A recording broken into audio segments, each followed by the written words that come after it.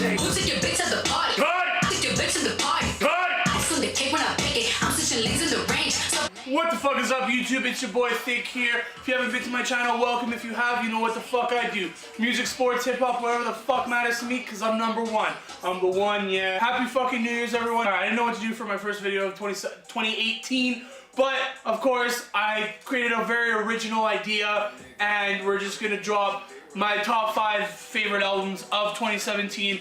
It is completely biased. You will probably not agree with it. We're gonna start off with the runner-up, which is Sire by Jaden Smith. I really like this album. It was actually kind of hard for me not to put it in my top 5 of 2017. It was just very different.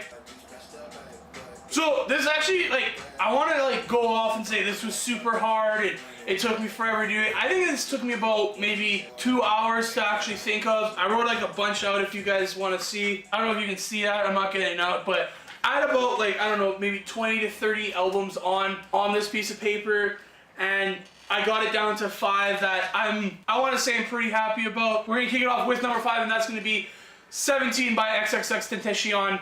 I love this album. It was something that I was expecting. It was gonna be just like his other shit, to be very hard and like screamo type punk style kind of music, and he came out with this and I was blown away. It was very soft spoken, came from his heart. You could tell that he made this for his fans and not people who just want to be in that hype. He just showed pure raw talent, how actually fucked up he is in his head. Number 4 wasn't an album, it is a mixtape.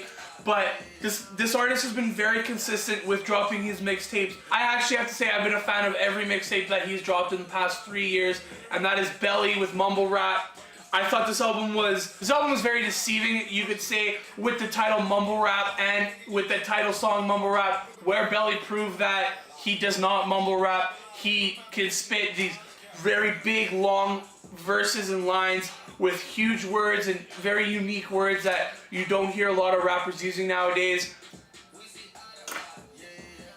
which I really enjoyed. It's just something different. I'm not into that EXO kind of music, those pill popping musics and shit like that, like Nav and The Weeknd and Tory Lanez and all those that kind of music. But there's just something about Belly. I think it's just the OG in him that just shows that you could be an OG from the 2000s doing songs with Snoop when he was in his peak, to now being one of the hottest old heads out in the game right now. My number 3 album has to go to Maroon 5, Red Pill Blues. You guys are probably looking at me like, what the fuck is this dude on right now? But that album was just magical. I loved Girls Like You and the songs with Kendrick on it, and even I do not like Future, but Cold with Future.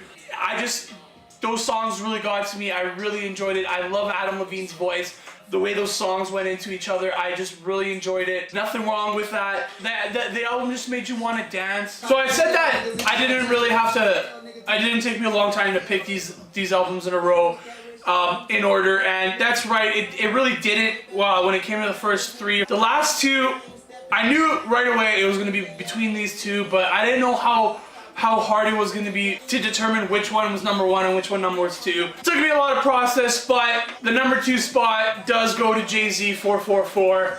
I love this album. The concert alone was just something magical and something that I want to experience all over again. This album was just very grown up for what we were expecting. Again, a lot of these albums to me took me by surprise. It wasn't a party album like he usually makes. It was very, if you listen to Jay-Z, especially back in the day, Jay-Z never really talked about himself, talked about like his heartbreak. He never had like a suicidal thoughts like Biggie did. He never had tracks like that until he kind of got older and he dropped like, I think it was like the Blueprint 2 and shit like that. But now this whole album was just an album like that. It was him saying that he needs to be a man for his children, apologizing for cheating, just showing that he has grown to this businessman, to this idol, to this icon, that he set a standard and a bar to himself and that he wants to achieve. And that's why I really enjoyed this album. It was something very unique and different, and I love. The number 1 spot does go to Damn by Kendrick. That album was just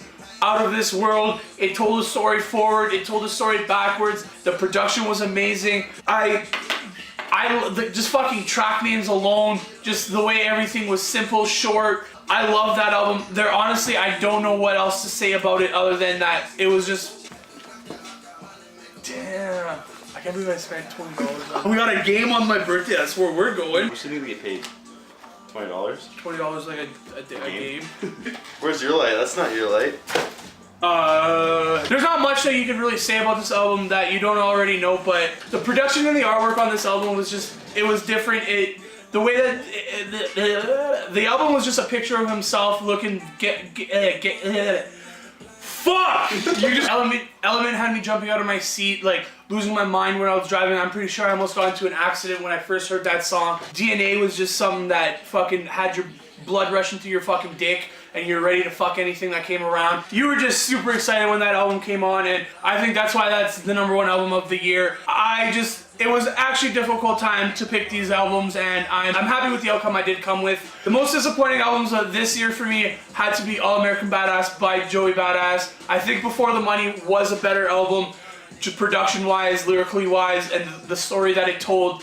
I'm not a very big fan of political albums, as you can tell the way I rip them apart. Temptations, Land of the Free, those are some of the great songs on that album. I also did like American Idol. I was hoping for more of a reference to Ice Cube's kind of music with the 3Ks because of America's Most Wanted. There was nothing really like that in the album. It was very, like I keep saying, it was a very political album. He addressed issues that don't have anything to do with me, and I couldn't really relate to not living in America, not being black, not having to deal with that bullshit. So that being said, I wasn't a fan of it, but I do think that album was better than I Decide by Big Sean. That album was, to me, the flop of 2017.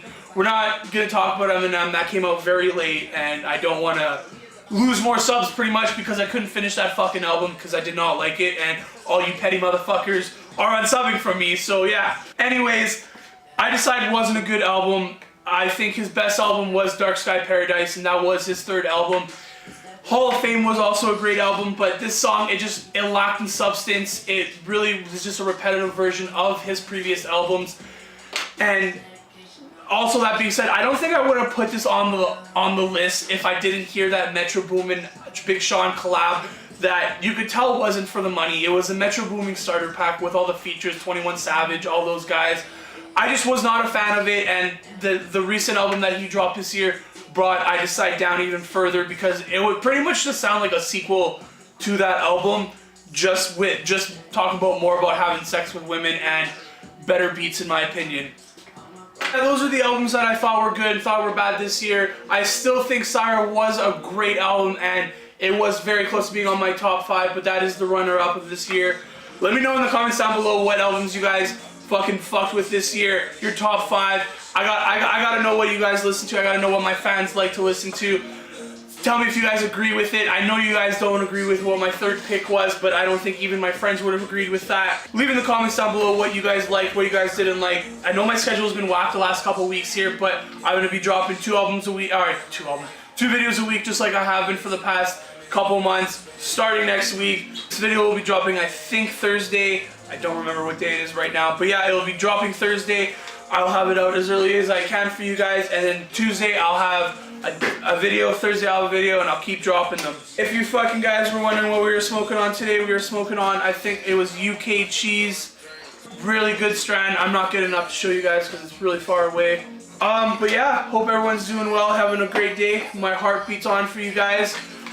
Let's try to get me to 300 subs by the end of this month. I would be appreciative of you guys. I want to start running like contests and stuff like that for maybe bombs or an album or a vinyl like that, but that costs money and I need subscribers to do shit like that. So please leave me a like, comment, put that notification thing on, fucking share my video, put a smoke signal on the air, and let's just rock on.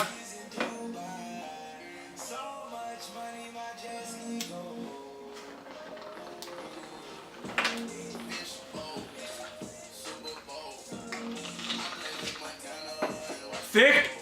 Oh. So I was gonna go like this in the middle of filming.